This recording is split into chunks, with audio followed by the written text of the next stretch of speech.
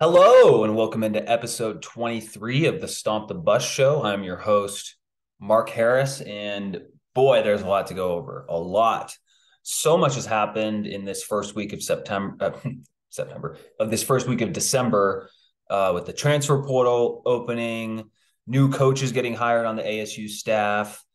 It's a lot to take in. You got some players transferring into ASU, a lot of suspected people who may transfer into ASU in the you know coming days throughout the rest of the month.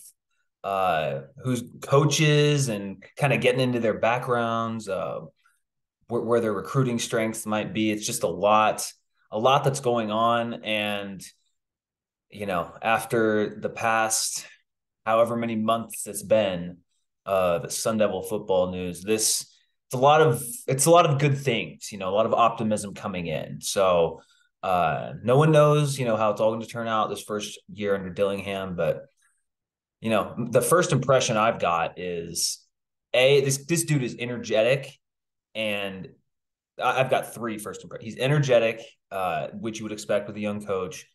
You can tell that you listen to his interviews. He loves the Valley. He loves Arizona.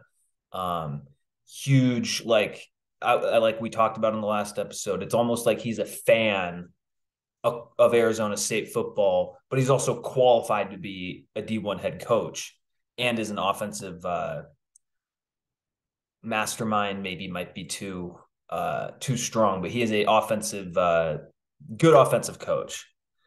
And then the third thing is this guy, when he got hired, Dillingham, excuse me, you can tell that he had a plan of what he wanted to do. Um, and I think the best example of that, I don't know who, I've listened to a ton of interviews with him over the past week.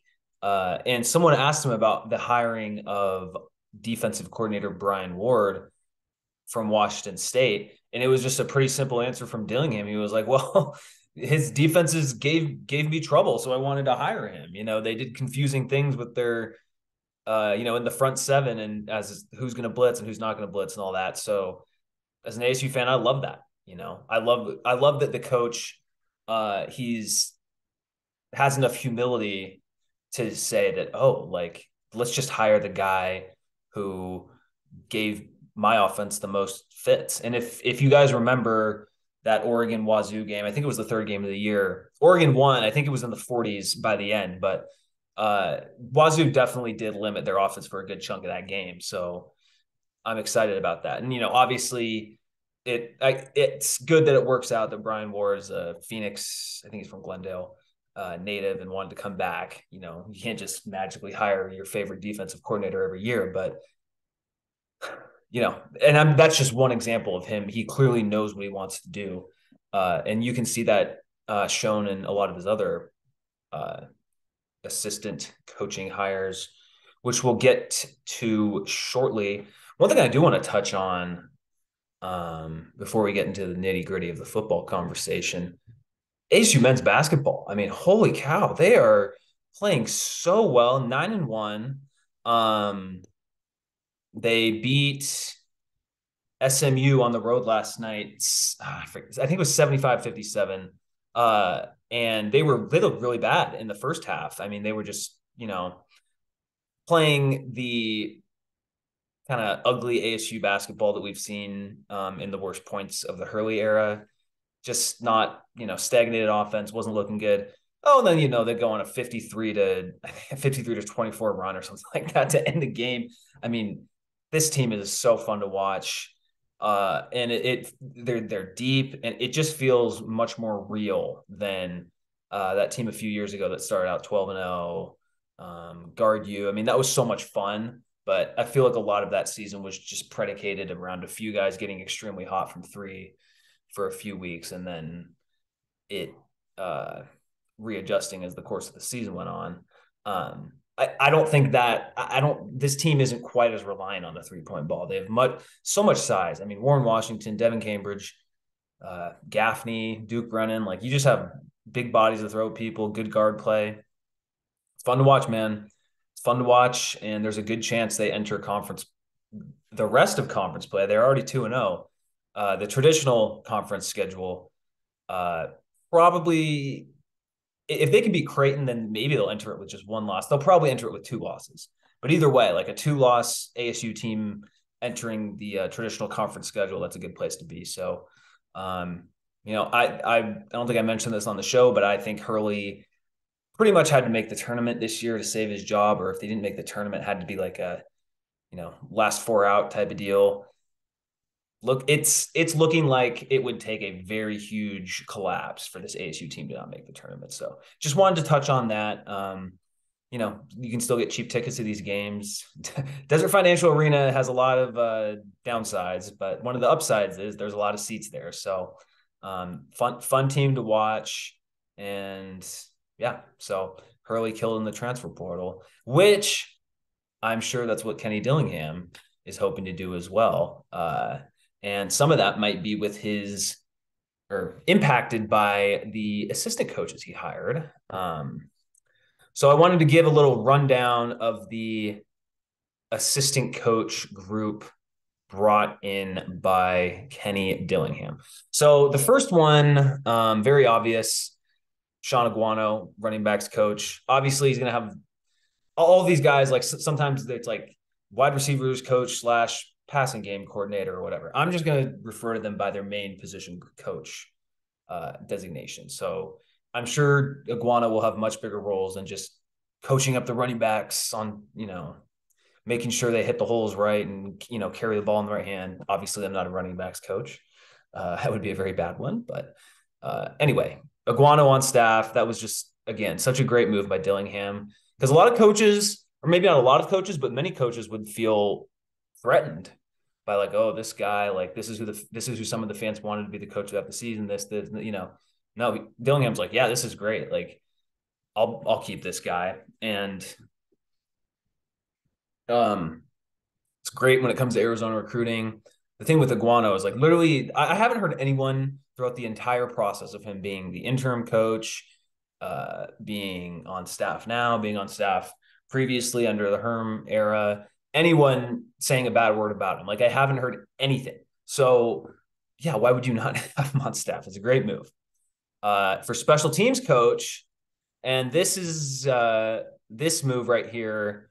Got rid of Sean Slocum, who had been on staff Graham era into the Herm era. So he had been, and ASU, in fairness, he had done generally a pretty good job. Like ASU had Matt Hacks in the NFL, Zane Gonzalez. I think they've had some other, kicking and punting haven't really been huge issues with ASU over the past however many years. So, but Slocum's gone.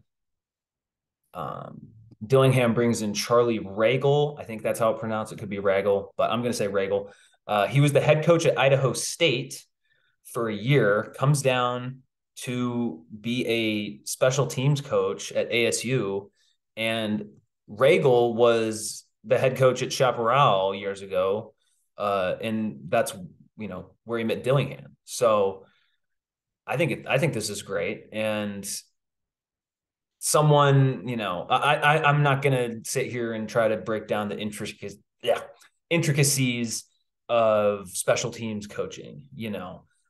I'm not qualified / capable / knowledgeable enough to do that. But it seems, he'll be a good, in Arizona recruiter. Clearly he trusts Dillingham, and it's good that Dillingham likes him too. It could be someone he can kind of lean on when the inevitable tough times come. So I'm glad that they brought him in. Defensive line coach, Vince Amy. This is a guy who's also very connected in Arizona high school coaching. I think he was on the 96 Rose Bowl team. I think he was in the NFL for a little bit, but this is someone who a lot of ASU type people had been wanting to join the staff. So again, I don't know everything about this guy, but I think it's a good hire as well. This is the hire. So the offensive coordinator / quarterbacks coach, Bo Baldwin. And I think if you're listening to this podcast, you probably remember him mostly from his time as an offensive coordinator at Cal. And honestly, that wasn't like a great stretch for him, like, and so it'll be interesting to see what translates over from the FCS places he's coached where he's been good versus the where he was at Cal. And I'm just going to kind of defend him a little bit in terms of the Cal aspect to it is like Justin Wilcox, good defensive coach. He either he puts like a muzzle on the offense or he doesn't hire creative offensive coordinators. There's just they just haven't been good on offense at all. So I don't know if that's a Cal problem or a Bo Baldwin problem. But in the other stops he's been, well, so after he left Cal 2019, from 2020 to 2022, he's been the head coach at Cal Poly. And then previously, what kind of got him the job at Cal was he was the head coach at Eastern Washington from 2008 to 2016. And they won an NCAA championship in 2010. This was a little bit before North Dakota State really got rolling. So Bill Baldwin is a champion, like he has a national championship ring for which he was the head coach. Granted, it's the FCS, I understand, but clearly he did a really good job at Eastern Washington, and he won 5 Big Sky championships in that time as well. So he had a really good program at Eastern Washington, struggled a little bit at Cal, albeit under a defensive oriented head coach, and then was 2 years at Cal Poly. Record not great at Cal Poly, but I don't know. I just feel like that's a tough job. Whatever. He's not going to be the head coach of ASU. He's going to be the offensive coordinator. So, and Dillingham said that he himself wouldn't be calling plays, so that would go over to Bo Baldwin. But the good thing about having an offensive coordinator that maybe isn't a super sexy hire under the Dillingham regime is that guess what? Dillingham is still going to be there. Like, yeah, sure, he may not be calling every single play, but he'll have a huge impact on the game plans and getting players to run plays right and maybe just general game themes of how to attack a defense. He was on you guys should check this out. He did a 3-segment in-studio interview with Burns and Gambo. I think it was on Wednesday. In there for 45 minutes, and it may not have been on that show, but a question was asked of, "Hey, are you like are you an offensive coordinator that leans on the running game or the passing game?" And his answer was, "It depends. It's based on the matchup." And that's what I want to hear. I don't want to be trying to run it into the line a million times. And I don't want to be trying to air it out when, there's a light box and there's, when the defense is giving you 5 yards a carry type of thing. Well, if they're giving you 5 yards a carry, just run it every time, So I think Dillingham kind of thinks that way. And that's good. I think that if you're really worried about the Bo Baldwin hire, the fact that he's going to be working with Dillingham, it eases it for me. I'm not totally, there's not all the concerns about his time at Cal are not gone, but they are diminished, I would say. I'm not quite as worried about it as I was when I first saw the news, just because it's like, okay, well, he's going to be working with Dillingham, So that's the offensive coordinator. This is the most important hire he could have made. Defensive coordinator Brian Ward.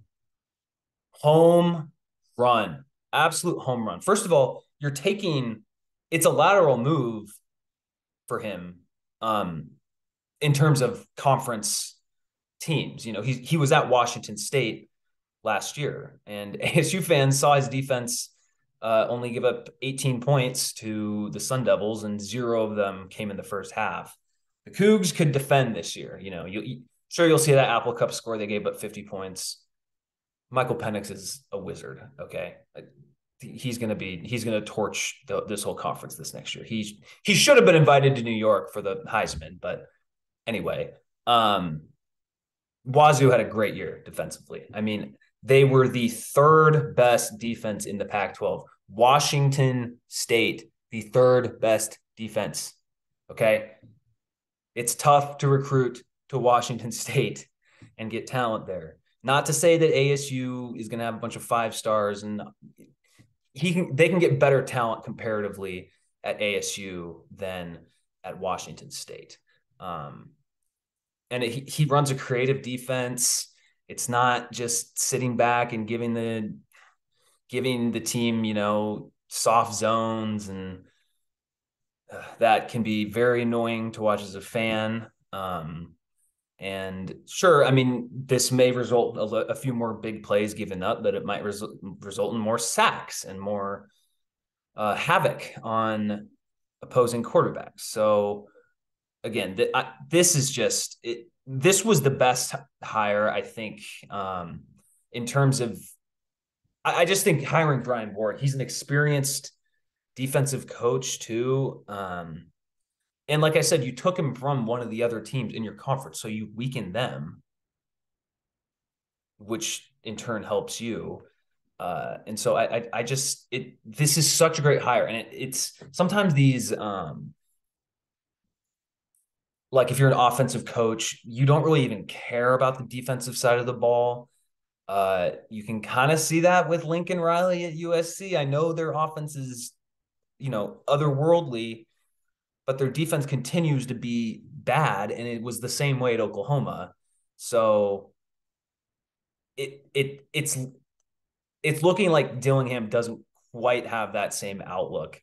And again, he said on an interview recently, like, hey, the reason I hired him was because his defenses gave my offense so much trouble, and so that's why I want him on staff. Like that's such the right way to think about it.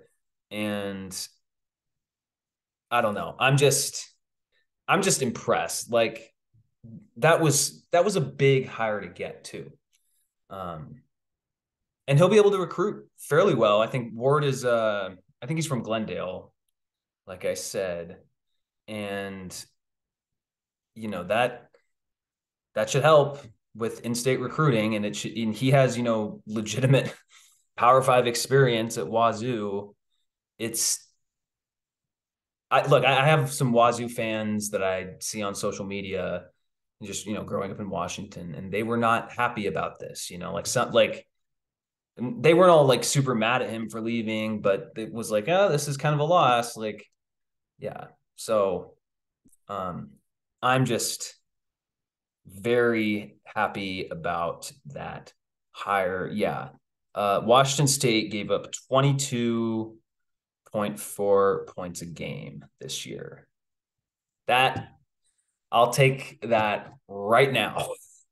I will sign off for that right now, especially after watching Eastern Michigan score 30 on us, UCLA score 50, Wazoo scored 28. You see, even then, Wazoo scored over the what he allowed last year. I think most teams other than the Stanford loss, where he lost 15-14. So anyway, long story short, Brian Ward, creative defensive coordinator, experienced guy, he's been around the block. And look, that was the most important hire. That was the hire Dillingham had to nail. I would rather Dillingham bring in like kind of a questionable offensive coordinator. And I don't even know if Bo Baldwin's necessarily questionable, but some think he is. So let's just put him in that bucket. I'd rather him bring in a questionable offensive coordinator because Dillingham already has expertise in that side of the ball and teaches it so well, as opposed to the other, and bring in a stud defensive coordinator who can kind of handle their own stuff, as opposed to the other way around, where it's like, oh, we got a great offensive coordinator with Dillingham, it's going to be awesome. And oh yeah, our defensive coordinator, we hired this guy, a few schools wanted him, he's been okay at pass stops, yada yada. It's like, no, I would so much rather have the better defensive coordinator in this case. So, we're not going to be the 85 Bears or Georgia's defense next year or the Iowa defense next year, but it should be a much bigger improvement than it was, or not even improvement, just a much better just results than it was last year. So I'm excited about that. We got a few more names. Linebackers coach AJ Cooper. He also comes down from Wazoo, and they had pretty good linebacker play this year. So I like that hire. Good hire. O-line coach brought in from Fresno State. Saga Tuitele. Don't know much about him, but it's probably has some California connections if he was at Fresno State. So again, solid hire. They haven't announced the tight ends coach yet, but there is a lot of strong rumors around it being Saguaro head coach Jason Moans. I think that's how it's pronounced. It's spelled Mohns. So I'm just going to assume it's pronounced Moans. Maybe it's Mons. I don't know. Jason Moans, currently a head coach of an awesome, kick-ass high school football program there at Saguaro, and it would be another Arizona connection coming on staff. And I think as there's been a huge push of Arizona kids, Arizona connection, Arizona high school recruiting, Arizona this, Arizona that. And I think some fans are getting a little worried, like, hey, we're getting a little worried, like, hey, like, that's great. Like, we do need to recruit Arizona more, but we can't just be only Arizona. And a lot of these coaches that have been hired have kind of fit that mold. If we go Regal, Iguano, and then let's just throw in Jace Moans from Saguaro, that's three, former head coaches at Arizona high school powerhouses, which is a good thing because that means all these guys have connections within the Valley. Most of them, they're well liked. And, obviously they know what they're doing from a football perspective and X's and O's and all that. And a leadership perspective as well. But I think the thing that people were worried about is, is it just going to be a bunch of Arizona guys on staff? No, because one, Bo Baldwin and Brian Ward, I don't throw into that category just because he's been so many places. Saga Tuitele comes from Fresno State, so not that connection, but two huge hires have been made at the wide receiver coach and defensive backs coach positions. That wide receiver coach is this guy, Rashad Samples, who I had no idea who he was before this. And defensive backs coach is Brian Carrington, who I also didn't know who he was. Apparently, these guys are like ace Texas recruiters. I was listening. Max Olson, you guys should follow him on Twitter. I was listening to a podcast of his, and he brought it up unprompted that these guys are great hires for ASU. So I'm like, okay. Doing a little bit more research. Samples is he's 27 years old, and they hired him off the LA Rams. And apparently he was the youngest position coach in the NFL. So that's a good place to hire from, Oh, and Carrington, yeah, he was a coach at TCU. TCU is in the college football playoff right now. So very good hires. And a lot of the college football media was like, these are good hires. These guys can recruit Texas. And apparently they'd been on staff together under Herman. I think one of them might have been at SMU. They have strong Texas ties. And that's not the only reason you get them, but obviously they're probably really good coaches too, specifically Samples, who was in the NFL. So long story short from these assistant coaching hires is that Dillingham it seems like he knows what he doesn't know, which is so critically important for being a leader, but really, and also for being a head coach, because you don't want to be the smartest guy in the room. And Dillingham, even though he may be the smartest person when it comes to some topics about football, I think he knows he is not the smartest in the room when it comes to a coaching staff. So I'm very excited about Samples and Carrington. Those were announced the other day. And, they've been together at previous stops, and they actually have a picture together I think it's on Sample's Twitter feed of them like posing. And I think this might have been at TCU because it was like the purple hue. Uh, but they were like posing together. I'm like, this is great. Like, it's good that these coaches have, these coaches have a connection to each other. Um, it's just a lot of good things with his staff so far. And specifically when it comes to Ward, Samples, and Carrington. Um, I'm very, very happy about those hires. And I'm happy about the other hires too, because I think it's good to have these ex Arizona high school coaches on staff. And, so I've been, long story short, I've been impressed by Dillingham's coaching hires. And, hopefully they don't change too much, overly too much in the next few years. But that's also, wishing that is a fool's errand because these coaches go back and forth like that. I mean, if we just took someone from freaking TCU, who again is in the college football playoff, then, I, I think that means that someone might leave after next year. So, but that's just what the game is. So, anyway, there's also been a lot of roster churn. I'm going to go over the players who ASU has lost first. And there's been some guys. We know that the Markham twins have transferred out, Keon and Kawan Markham, but they transferred out pretty much right after Herm Edwards was left the program. So, and again, before I go any further, like, I don't blame any ASU kid for transferring. They put up with a whole, just a bunch of crap over this past year. And I'm sure a lot of them regretted not transferring last offseason because I don't want to say it would have been a joyless experience playing on this team last year, but there were more fun teams to be a part of than the 2022 Arizona State Sun Devils. I think that is very fair to say. So I don't blame any of these guys for transferring, especially you got a new coach coming in. So yeah, but Paul Tyson's in the portal, understandable. Then it kind of gets into a little more of interesting, bigger names. So Anthony Cooper, he was in the portal last week. Daniel Ngata went in the portal. So that's very interesting. And guys can go in the portal, but that doesn't mean they're necessarily going to leave. Not every guy, obviously, but look, if you're in the portal, that means you're probably going to leave, but it doesn't mean you are 100% going to leave. That's what Omar Norman Lott did after spring, went in the portal, came back. He's in the portal now. Safe to assume he's not coming back. And again, can't blame him. Also, he's not coming in for a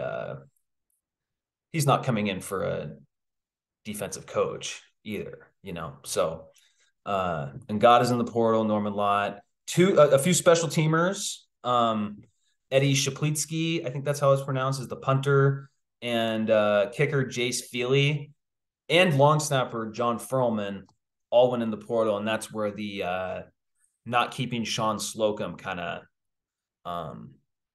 I don't want to say rears its ugly head, but just that's the impact of not keeping Slocum, is that you're going to lose some of these special teams guys. They have already placed some of them, so I don't think it's the biggest deal in the world. But I mean, Shaplitsky was our only first team Pac-12 player, so it's going to be a little bit of a loss. And then some other guys, defensive end Joe Moore entered the portal. Also understandable. He's an out-of-state guy. And he, nothing wrong with it. I totally understand why you would want to get in the portal. So that wide receiver Cam Johnson came in from Vanderbilt. He's in the portal. And then two, that was a little, well, one I'll go over right now is Ladarius Henderson enters the portal, which, considering he took an invite to, like, I think it was the Shrine Bowl, I expect him to just declare for the draft. I think he maybe that was his original plan, but maybe, again, this is speculation. I don't know. Because he transferred to Michigan shortly after entering the portal. So maybe he wants to prove it one more year against, Big Ten competition. Maybe that will help his draft stock. I could see it.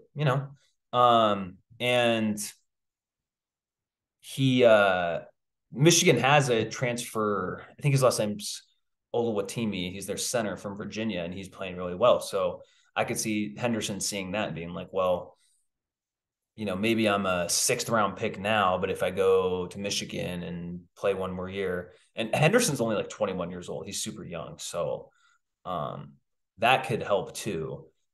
But maybe he's thinking if I go to Michigan, I get a little better. Maybe that improves my draft stock from a 6th-rounder to a 3rd-rounder, or whatever, a 5th-rounder to a 2nd-rounder, whatever it may be. So, get why he's leaving. As a stupid ASU fan, I kind of just wish he would go straight to the draft. But it's dumb. It would be dumb for me to be like, oh, you should do this and this. I know what you need to do. Like, no. So, wishing him best of luck. And then the other one, this is the most surprising one, is ASU center Ben Scott said he would be entering the portal. So he's been the center for a few years, played every game this year, I believe. So that one probably tie between him and Ngata is the most surprising, just because Dillingham is an offensive coach. Seems like his offensive guys like him at Oregon and at Florida State and Auburn. So that one, I don't really have whatever. He's going to do what he's going to do. But I was just a little more surprised by the Ben Scott entrance into the portal. And I guess for Ngata as well. But hey, maybe they'll come back. And if they don't, then it is what it is.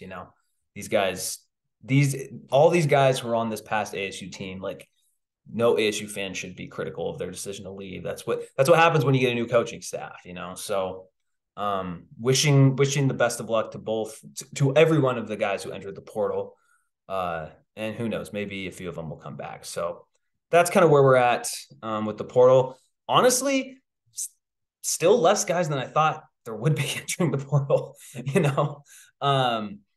Again, there's still time for guys to enter the portal, as we know from last year, but I thought it would be a little bit more of an exodus, and it hasn't quite been. And one of the guys people really wanted to retain was Jalen Conyers, and he announced on Thursday that he would be returning to ASU, and that's huge with the way he came on at the end of the season. He's an athletic tight end, big body, and it's such a good thing that he's coming back. And if you watched any of the tight ends at Oregon last year, they got a lot of opportunities, a lot. So he probably had to be watching that Oregon film and be like, oh, we're going to be running this play. We're going to be running this play. Like, heck yeah, I'll stay. So good to have him back. Another tight end, Messiah Swinson, he said he's staying. Love that. I mean, Conyers and Swinson can be a fantastic tight end duo next year. Fantastic. They're both great athletes, huge bodies. And Dillingham knows how to use those tight ends, man. I'm excited about that. So you have him coming back. Jordan Clark's coming back. And I think there's a lot of other guys coming back too. But in terms of higher profile names, I think that's the list of guys that are 100% coming back. So still no official word on Elijah Badger, but just based on his recent Twitter activity, it feels like he's staying. He's been I saw a tweet where it was, with Chad Johnson Jr., who's a big ASU guy. I don't think Ocho Cinco Jr. is going to be heading anywhere. So I would expect Badger to stay, especially with a guy like Dillingham, but who knows? So we do have some incoming transfers, though. And I'm only talking about the guys who are official. So, there's been speculation that Bram Walden at Oregon, Arizona guy, could come down. Jake Smith, who was at a Notre Dame prep, originally went to Texas, then transferred to USC. A lot of speculation that he could join Tempe, and then there's some other guys out there as well. But I just want to run through the guys who are 100% here. And the first one was Tristan Monday, who former Wisconsin defensive end, He was a 3-star recruit in the 2022 class of Saguaro, 6'4", 200 pound, 240 pound, 240 pound, 6'4", 240 pound defensive end.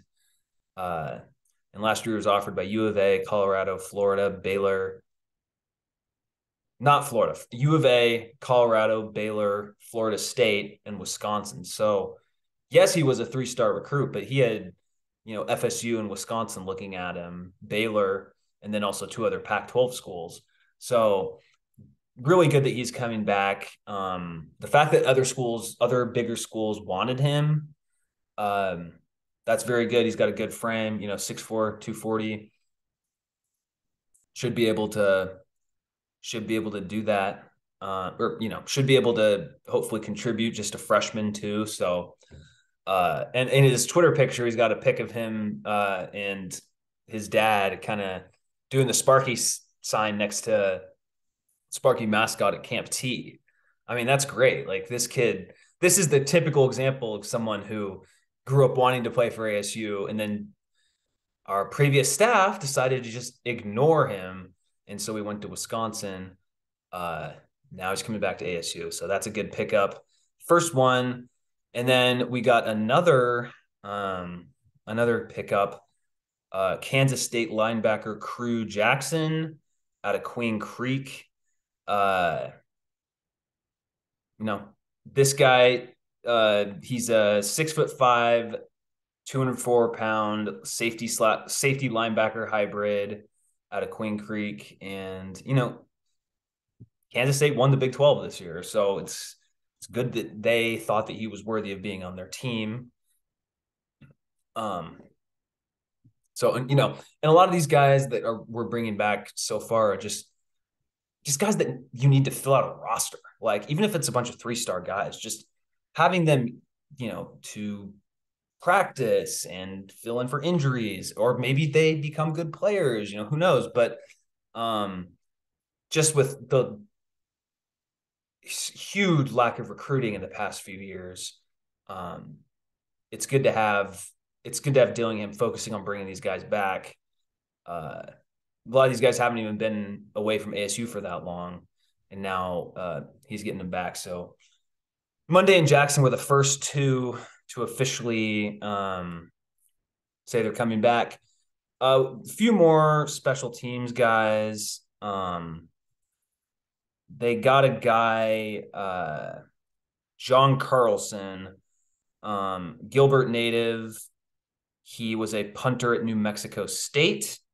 Don't have a lot of analysis about that. At New Mexico State, he probably had to punt a lot, so he has experience with it.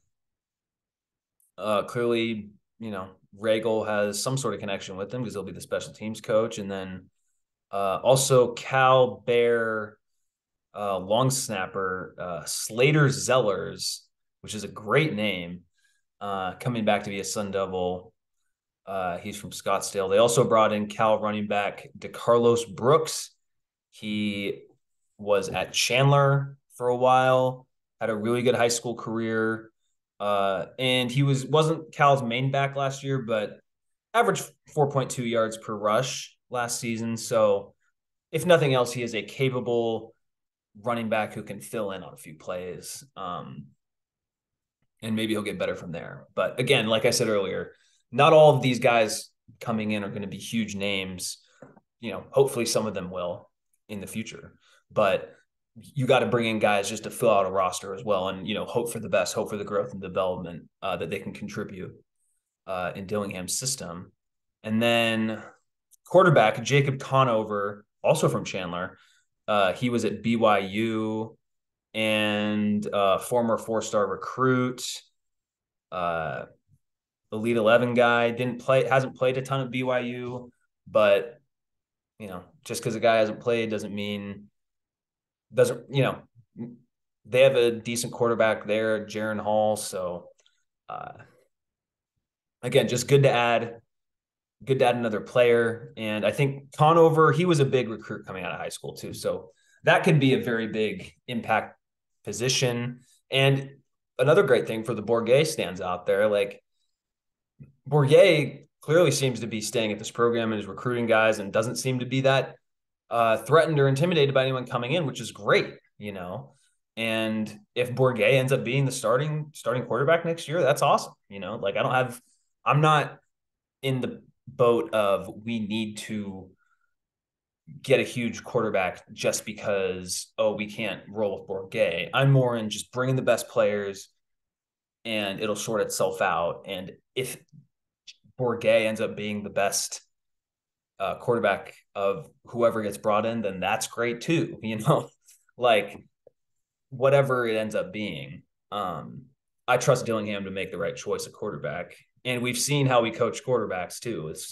With Bo Nix last year. So um, another another one I want to talk about, and if you guys haven't been following the portal, it's been absolutely insane. Like half, and I'm only being a little bit hyperbolic here. Basically, like half of the ACC starting quarterbacks are in the portal, and even not just like Devin Leary from North Carolina State in the portal, DJ Uiagalelei in the portal, although that was kind of expected.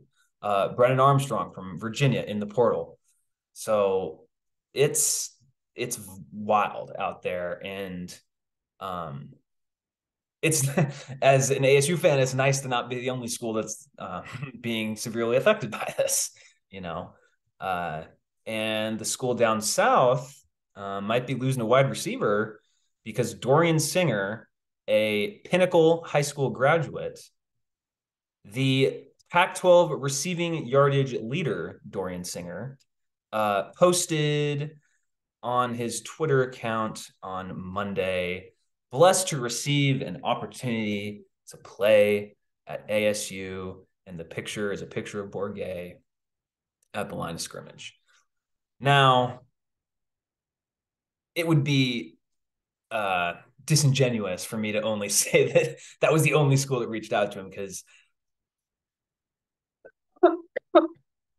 Utah reached out to him. I think Miami did. I think he got reached out to from a lot of schools. I mean, he led the freaking league in receiving last year. So uh, that, you know, ASU isn't the only school out for him, but you know, he did go to high school in Phoenix, or I guess in Scottsdale at Pinnacle. So it's not like it's not completely out of the question for him to, you know, come up north a bit on the I-10 and come to Tempe. So that would be that would make this offseason just fantastic is if ASU got Dorian Singer from U of A. It would just make it great. And by the way, Singer was the one who got mad at Arizona quarterback Jaden Delora. And that's where the shoving video, he was involved in that shoving video with Delora. So, you know, maybe he's not even relieving just for NIL reasons or something. Maybe it's just something with Delora. I don't know. Speculation, just speculation. Um, so anyway, it's if you're, you know, someone on Twitter like me, these are the good days. You know, the transfer portal, this is the good time to be on Twitter if you're a sports fan.